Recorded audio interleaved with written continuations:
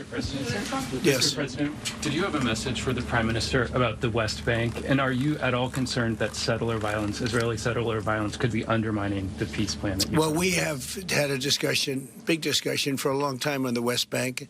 And I wouldn't say we agree on the West Bank 100%, but we will come to a conclusion on the West Bank. If I could ask, what is the disagreement? Well, I don't want to do that. It'll be announced at an appropriate time. But he will do the right thing. I know that. I know him very well. He will do the right thing.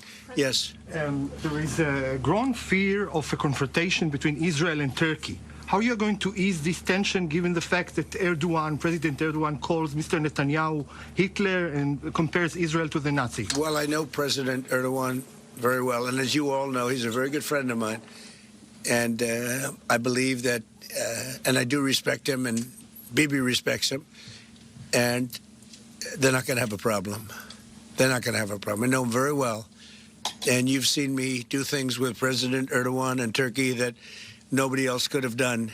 We're not going to have a problem. He's done a fantastic job. I'm with him all the way. I'm with Bibi all the way. Nothing's going to happen.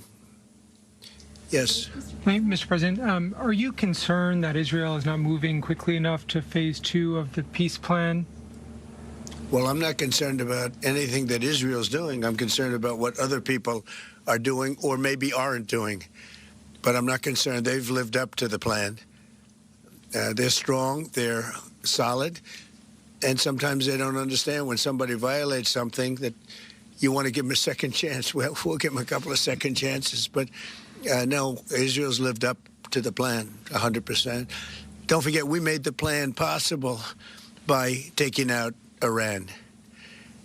And speaking of Iran, I hope they're not trying to build up again, because if they are, we're going to have no choice but very quickly to eradicate that buildup. So I hope Iran is not trying to build up, as I've been reading, that they're building up weapons and other things. And if they are, they're not using the sites that we obliterated, but they're using possibly different sites. We know exactly where they're going, what they're doing, and I hope they're not doing it because we don't want to waste the fuel on a B-2. It's a 37-hour trip both ways.